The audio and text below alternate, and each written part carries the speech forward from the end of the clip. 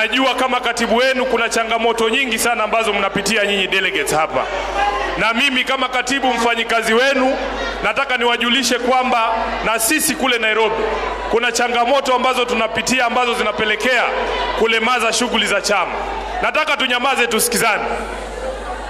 tunyamaze tusikizane. Wakati ambapo tumeingia kwenye uchaguzi mkuu mwezi wa 8 mwaka wa 2022, bunge ilikuwa imeipa vyama vya kisiasa jumla ya shilingi bilioni 1.4.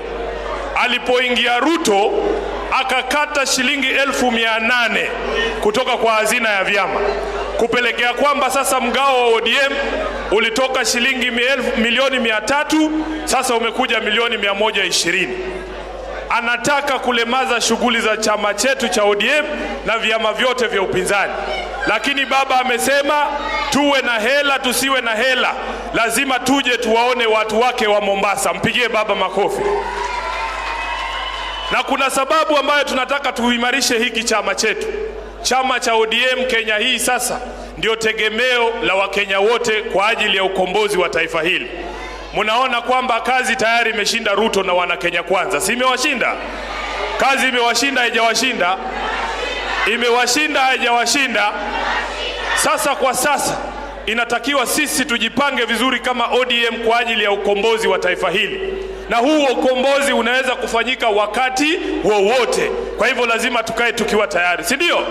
Mumeona tayari wanasema kikosi chao wanataka kubadilisha wachezaji. Wanataka kumtoa Gashagwa, wajaribu Ndindi Nyoro, ama sijui ni Waiguru, ama sijui nani mwingine. Sisi tunawaambia kwa sababu kazi imewashinda, mulete Waiguru, mulete Ndindi Nyoro ama wengine yoyote. Kichapo cha Wakenya 2027 kiko assured. Si namna hiyo? Na nataka Ruto atukome sisi kama wana ODM.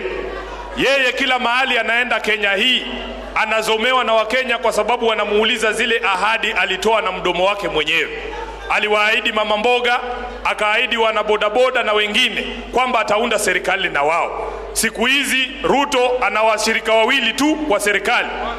Yeye IMF na World Bank. IMF, World Bank. Hakuna Mkenya karibu na yeye, hakuna mama mboga. Kwa hivyo yeye akizomewa huko nje anasema eti ni wana ODM wameenda kumpigia makelele. Nataka kamera hizi ziangalie wananchi kule nyuma. Nataka muambie Ruto, shame on you.